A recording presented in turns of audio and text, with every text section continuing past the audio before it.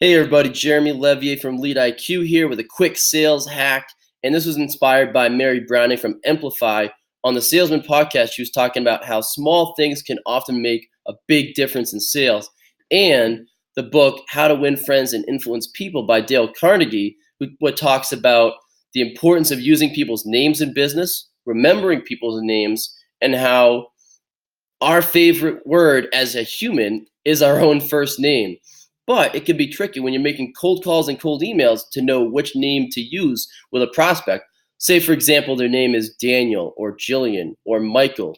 Do you use the formal or informal name? Well, if you're using a sales like automation software or template mail merge thing, and then you click first name, it's usually going to automatically default to the formal name, which is a mistake because oftentimes that prospect goes by the informal name. So your prospect named Daniel is going to receive that email, and the second he sees Daniel, he's going to hit delete because he's going to be thinking, nobody who actually knows me calls me Daniel. Everybody calls me Dan.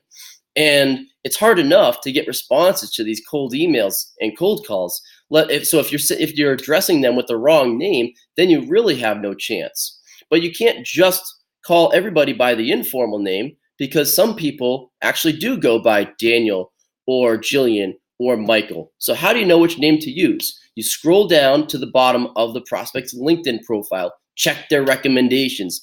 That's how you know.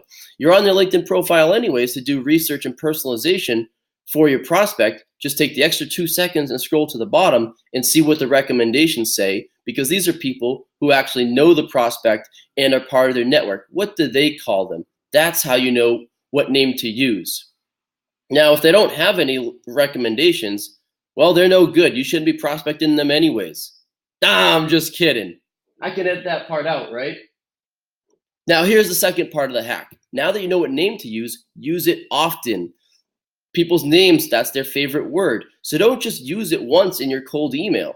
Usually when people make a cold call, they say the prospect's name in the very beginning, hey, is this Bob? And that's it. They don't use that person's name the rest of the call. Usually in a cold email, people put their prospect's name at the top and that's it. Use it 2 or 3 times. Use the name multiple times during that call. Use the prospect's name a few times in the email, especially in the call to action. So if your call to action is, let's talk next week, are you free Tuesday at 2 o'clock?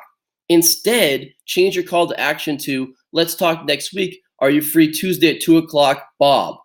Now you're adding that extra name in there. Maybe even put the prospect's name in the subject line.